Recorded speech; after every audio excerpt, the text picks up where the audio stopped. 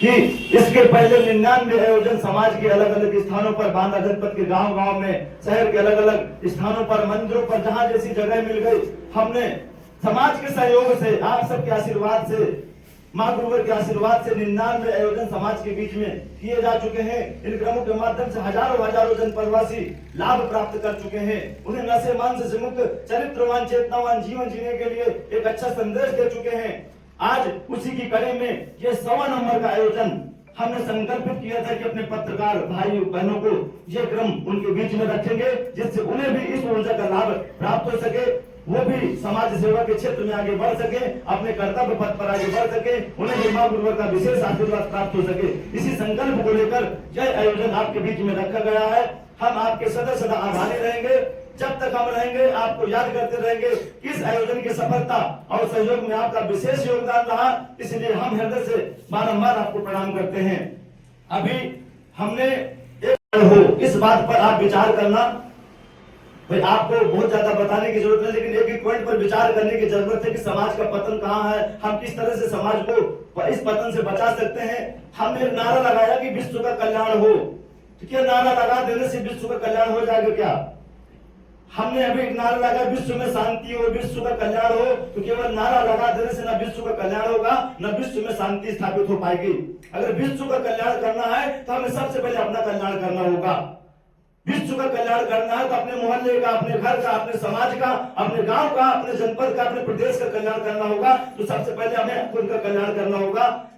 करता है तो क्या वो अपना कल्याण कर पा रहा? क्या दूर दूर तक वो अपना कल्याण नहीं कर पा रहा।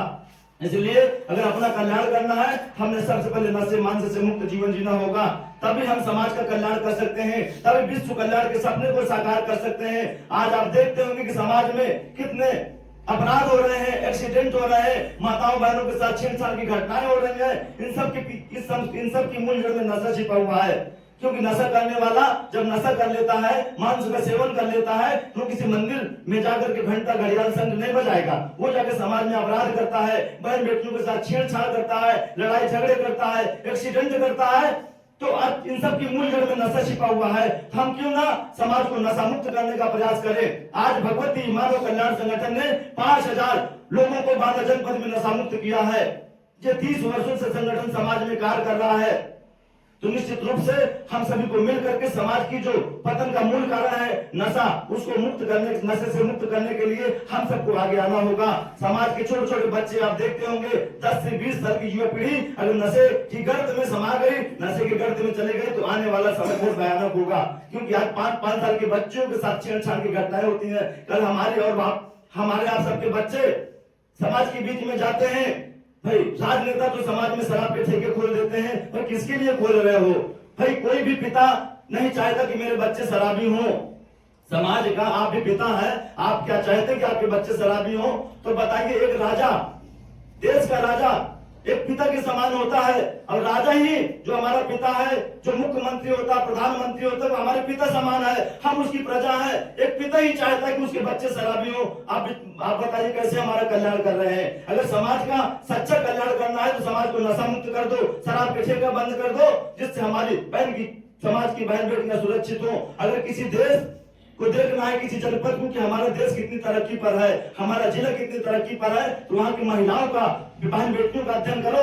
क्या वो निडरता से रह पा रही है? क्या निर्भीकता से रह पा रही है? क्या वो डरी सी सहमी सी रहती है? समाज में जगह जगह शराब के ठेके खुले हुए हैं, उन ठेकों के सामने से हमारी माता बहनों को जाना पड़ता है, सर झुका करके। वो डरी सी सहमी सी रहती, कहीं कोई टिप्पणी न कर दे।